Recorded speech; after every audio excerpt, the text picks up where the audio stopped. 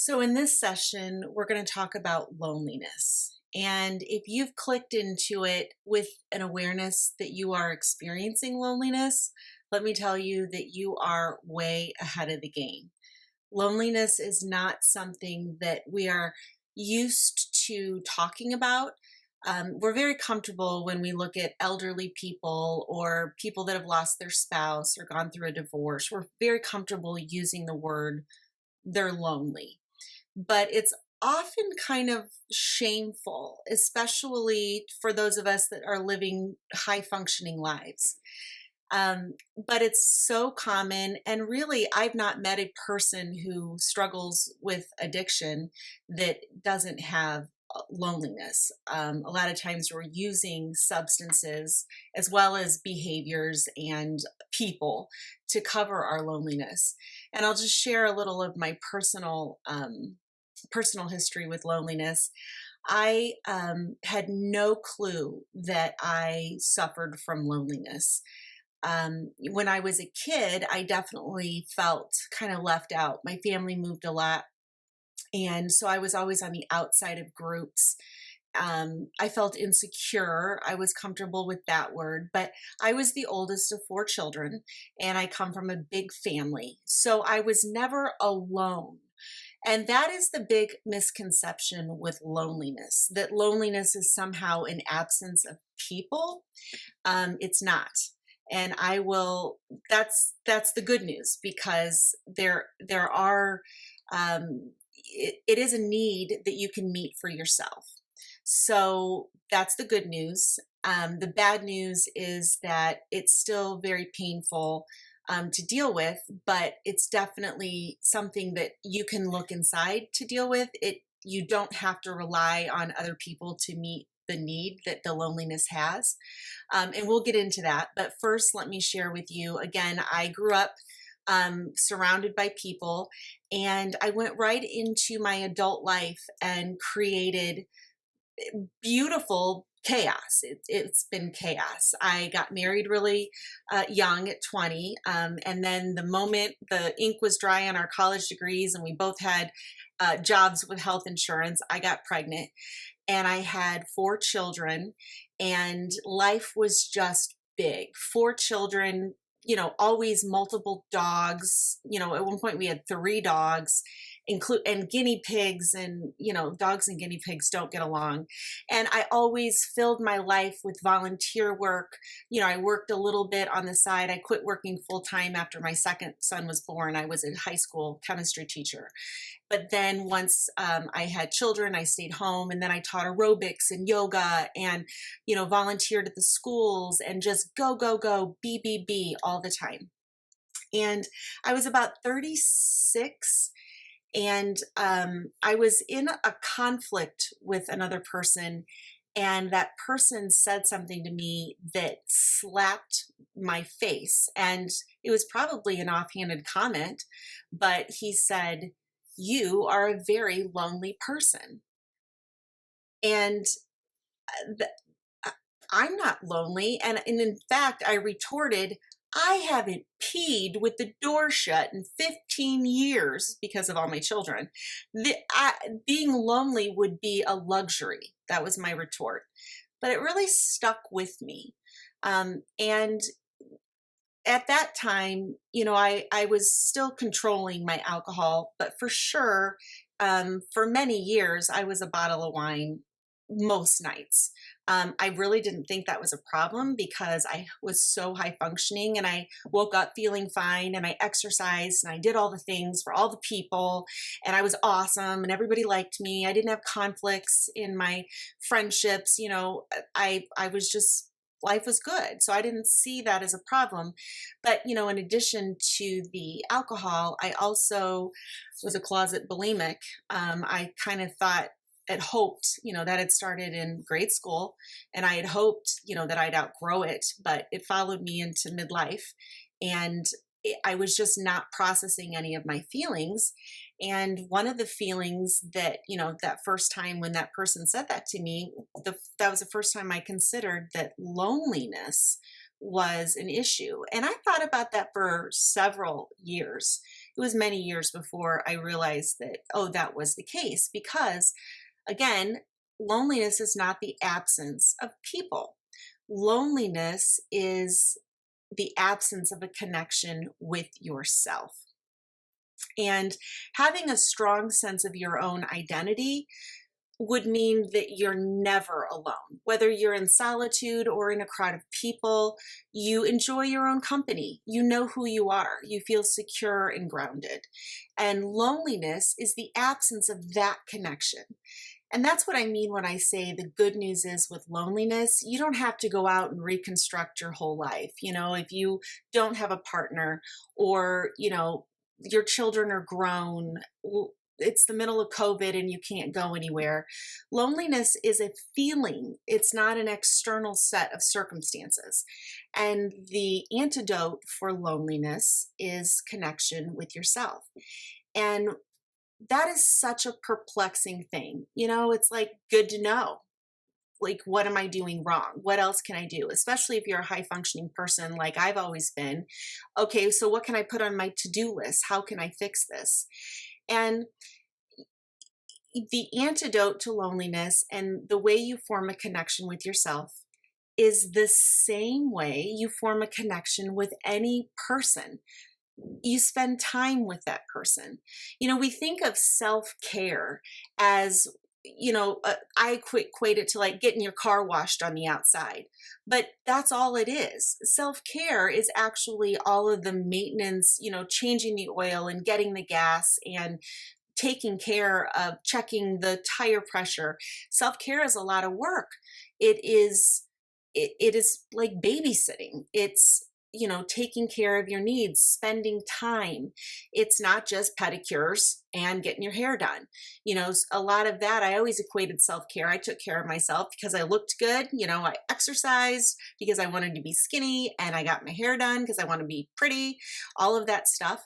And ultimately, that's this much self-care, taking care of the outside. It's really taking care of the inside.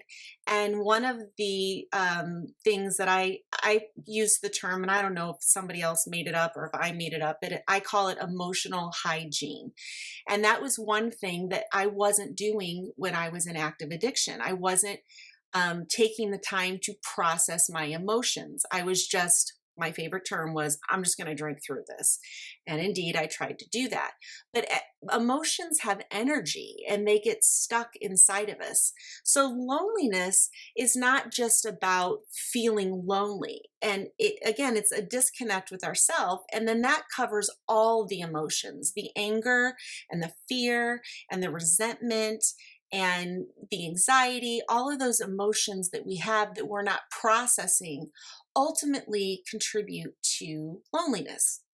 So, emotional hygiene to me, now that I practice it on a regular basis, feels like flushing the toilet after you go to the bathroom. If you flush it on a regular basis, your system's not going to back up. It also, the first time that you go in and this is a foreign thing, you're not used to processing your feelings, it is all backed up in there. It's going to be a mess for a little bit. There may be tears and you might have to write in a journal, and it may seem like such high maintenance.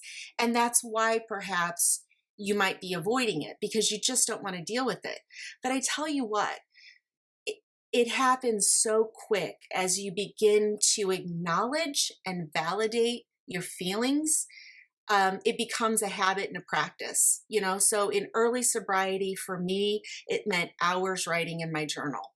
But within a month or two, I worked through those things, and I still had some of the thoughts and the stories, but the depth of the emotion that I had been avoiding, that was keeping me disconnected and then perpetuating feelings of loneliness, that all started to go away. So the good news, I can say I was a very lonely person right in the middle of a shit show. However, I've never done just loneliness work. Like, okay, today I'm going to work on my loneliness. I've simply started processing my emotions, practicing emotional hygiene, and I don't feel lonely anymore. I used to even consciously be quite aware I did not like to be left alone. That was when I would drink the most. When I was drinking in front of people, I was always in control. In fact, I might not drink. I'd save it until I got home because I don't want to be around people and lose control or whatever. So I was kind of a closet drunk. I would drink by myself. I mean, I was always drinking in front of other people. Don't get me wrong. I just always kept it social. If I went out with friends, I would keep it to, if I was driving, 2 glasses or less. If I was Ubering, maybe 3. But I always saved that. I could not be alone. And I can remember, as a mother who's busy, not only do I have 4 children, I have 3 stepchildren. So I have not one husband, but 2 husbands and big family and 3 mother-in-laws. I mean, there's a lot in this story. But so you would think that if I could get an evening alone, that would just be, oh, I would just soak it up. I would need that. And I did need it, but I didn't know what to do with it. I would just pour a drink the minute I could and, time your watch, within 2 hours, I would be in bed. And it was just very sad. I didn't know how to be alone. That was loneliness. And I didn't have a connection with myself. So, one thing to know or to remember is that the loneliness you feel, first of all, it's internal. It's not external. So if you recognize that you're feeling loneliness, we make up stories in our mind to make sense of what we're feeling. And the story may be, deep and dark, of why you're lonely or why you've never had any friends or you're just destined to be alone. Maybe your partnership relationships aren't going well. You've been abandoned. You've experienced loss. All of those stories are not why you're lonely. The loneliness comes from the disconnect with inside. It's a reflection of what's going on with you. So how do you deal with loneliness? The first thing that you do is you acknowledge it. You name it and you welcome it in. We're so used to avoiding and flinching when it comes to pain, especially when we're drinking. It's not that we are fundamentally incapable of feeling our feelings. We've just gotten out of the habit. The alcohol habit. If we're celebrating, cheers. If we're sad, cheers. If we're anxious, I'll make it a double, all of those things. We're just out of the habit of processing our emotions. So the first thing that you do is you let it be and you acknowledge it. And when you do that, what you realize is that loneliness is not physically painful. It feels like a dull ache. Sometimes it's heart wrenching, but ultimately it's not physically unbearable. So, as I started to say earlier, just like you would take the time and energy and respect and attention in any other relationship. You wouldn't expect a partnership relationship where you never spent time with someone, you ignored and neglected all of their needs, and you wouldn't expect that to go well. And yet somehow we think that we can survive without a relationship with ourselves. We're ignoring our feelings, we're neglecting our needs, we're not being honest about what we feel and think because we don't want to deal with our own bullshit. It's not even other people's, it's our own. We just don't have the space and time because we're afraid. We fear the pain that's underneath. When in reality, even the first time you do this, it's going to be bigger than maybe what I'm dealing with every single day. I don't feel like I have this reservoir of pain inside me anymore. So the first time you may feel that, but honestly, it's just sitting there. And, loneliness also, I think another word that comes up a lot as a feeling is boredom. And so we drink to avoid the boredom. And really, we're just avoiding the uncomfortable feeling of not knowing how to be here with ourselves. It feels foreign. It feels weird. But, well, let me skip that. I'll come back to that. So flinching and running away from how you feel, really, it just takes literally putting your butt in the seat or laying down in a meditative state and committing to spending time, not listening to podcasts, not watching Netflix. These are not alone times that count. They're great. But in terms of spending time with yourself, a lot of times my husband will, for our one date night, he's been gone for weeks and he'll say, "Oh, let's watch a movie." And I'm like, "Well, I can watch a movie on my own time." That's not really us spending time together. And sometimes we do watch a movie. But when I'm saying spend time with yourself to process these feelings, I mean really paying attention. And, the first time you acknowledge that there's loneliness and you set aside some time to process whatever's in there, just, okay, let's look at it, you may be greeted with numbness. That's a feeling too. But don't mistake numbness for boredom. And don't think that you don't have to process numbness as well. There's more in there and you just have to give it time. So, how do you deal with loneliness? The first thing that you do is acknowledge it. And then the second thing that you do is you create time and space to process not just your loneliness, but all of your emotions. Um, then what you have to do, and what may feel weird, is you have to empathize with yourself. And we recognize in relationship with other people that humans need validation. And so we have to emphasize with ourselves in the same way that we would with a friend. So sitting with our loneliness, it's important whether you say the words out loud, or I often put my one hand over another and I just feel it and I say, "I'm here with you." And so I'm talking to myself, I am here with you. And it feels really, really good. And really, it's our higher self talking to our human self, or it's our psyche talking to our spirit talking to our psyche. However, you want to language who's who in this situation, there are two perspectives. There's the mind and the brain and the psyche, and then there's the wisdom, the soul, the spirit, whatever. So when you spend time dealing with your loneliness and other feelings, you want to allow your higher self to communicate to your lower self. Again, I like to put one hand over my other and kind of grab it and say, "I see you. I feel your pain." And we empathize and we acknowledge and we witness, and that's what we ask other people to do. And yet we find ourselves in relationships that don't seem authentic. Well, if we've not acknowledged who we are and what we need, how in the hell can we expect other people to do it? If we're not willing to step up and meet our own needs, who are we to ask other people to do it? So especially with loneliness, we tend to project our loneliness as on other people, like it's their fault, it's their responsibility to meet our needs. And I'll give you an example. And this again is the good news. So I've probably mentioned before, my husband works a lot and he's gone a lot in the evenings. And now that my children are grown, I find myself alone. And that used to be, oh, I'd be pissed because I deserve better than this and I deserve a partner, and the whole time I'm drinking wine till I fall asleep. Well, who's really neglecting my needs? I was. I was ignoring myself. I was ignoring my own needs. So it becomes really powerful when you can sit with your needs and see the pain and take responsibility. And there's nothing to do except feel it. I see you, I feel you.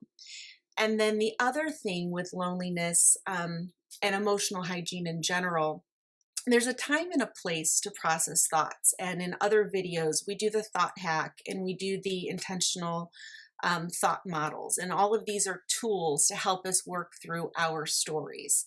But during emotional hygiene, when you're processing loneliness or any other negative emotion, it's really important to separate your feelings and your thoughts. And this is also something that meditation would work for, where you're present and you're breathing, but you're not following the story. So when you're dealing with loneliness, simply acknowledging the sensations, paying attention to your breath, paying attention to perhaps the feeling in your heart, and just looking at that with curiosity instead of getting caught in the story. You don't want to have a pity party. This is not a pity party throwing session. There are times to work through anger and, writing letters to people that you're never maybe going to send and all of that and getting into that story. But when you're processing emotion and doing emotional hygiene, it's very important to kind of let the story be. You don't have to figure everything out. You don't have to figure out why you're feeling lonely or how you are feeling lonely or who abandoned you and where this issue came from and blah, blah, blah. You just have to feel. So, avoiding the pity party is really important. And then, doing emotional hygiene on a regular basis, you want to be careful, especially in the early days where there is that reservoir of pain and there are a lot of stories you haven't worked through. You want to set a time limit. So, what this might look like is 5-10 minutes a day or 30 minutes on the weekends, whatever. The more you do it on a daily basis, though, kind of the easier it's going to be, but just setting that time limit so you don't get sucked into some black hole that you can't get out of, especially if you're prone to depression, keeping it light, setting the intention to feel the loneliness or feel whatever else comes up for you. Breathe, acknowledge it, and feel it. Is there anything I need right now? And that's really it. And the need then would be the last component of dealing with it. When you're sitting with it, looking at what it is you need. So back to my experience with my husband being gone all the time, I need more friendship and connection. And I don't need that from a romantic partner. If my husband's not home, I don't need to be like, well, I guess I'll go have an affair. That's not it. But I have a need for people. So not all the time. I actually really enjoy my own alone time now. I've learned that my own company is kind of the best, or certainly up there. But if I have a need for more interaction with people, then I am responsible. So maybe I'm signing up to take a class, joining a book club, calling my sister and making plans, or being of service in some way, volunteering somewhere when he's not home. I can take responsibility for my need, and I don't have to project onto one person, well, I need this. You're responsible for giving it to me. You're not giving it to me. So I guess I'll just drink. Taking responsibility for our needs. The first thing we must do is identify them. So as you're experiencing loneliness, looking at what needs you have and where you're expecting or trying to get them to get them met. Maybe there's relationships that feel really hollow. And it could be it's because you're not showing up authentic. And it could be because they're an asshole or not capable. And so that doesn't mean you have to break up that friendship if it's important to you or if it's a family member, but it's just recognizing that, oh, I wanted this relationship to be this for me. It's not. I still need this. Where else can I get it from? So dealing with loneliness, it's very important to look at the needs. And so many needs that go with loneliness are that need for connection, that need for variety, the need for certainty, the need for making a contribution and being of value, of growth, of feeling significant, of feeling validated. So looking at where in your life are you getting growth and significance and validation? And if you're not getting it, where can you get it? And if you're not getting the right kind, where else can you supplement that from? So, again, loneliness is something we don't talk about. It's something that we feel ashamed of, like we've done something wrong. But that's because of the misperception that loneliness is the absence of people or friendships. It's not. It's an absence of your sense of identity. And the more you make friends with yourself, and that requires time and connection and validation and exploration, so writing in the journal, a lot more of our exercises going through the program where you're looking at your values and your strengths and your character traits, positive and negative, and just getting to know who you are. That is how you form a connection with yourself. And to me, that was the most daunting. First somebody tells me I'm lonely, and then somebody tells me, well, the answer is forming a connection with yourself. And I'm like, I have a connection with myself. Look, I do my hair, I take care of my kids, I'm vegan, I like the color blue. I mean, what else do you want from me? And what I wanted and needed was more attention and time. So, looking at alone time and seeing loneliness and boredom is your cue to move into that and sit with that loneliness, sit with that boredom, see what's beneath it, feel, practice emotional hygiene, and be with yourself, even when it's hard. Stop flinching and stop running away from the pain and the reservoir of emotion. It does come out, but it is a controlled release. It's not going to overwhelm and kill you. And ultimately, it's moving that energy through so that you're not feeling so stagnant and stuck and hopeless. When you have that connection with yourself and you know what your needs are, you feel powerful. It's very empowering. So, that's it for the loneliness video. And if you are lonely, just know that so many people are experiencing the same thing. And it's not a reflection of your lack of value. It's not a reflection of your ability to befriend. If you're having trouble with relationships, it could, like I said, could be because you're choosing assholes. But most likely it's also because you simply don't have a strong sense of identity and you're projecting your identity. And when you are identifying with a projection out here, you have to disconnect from in here. And then you're looking at how that projection is being reflected back to you. Do people like me? And then you start seeking your identity in the reflection of others. And it just doesn't work that way. So make the connection inside, and we'll talk soon.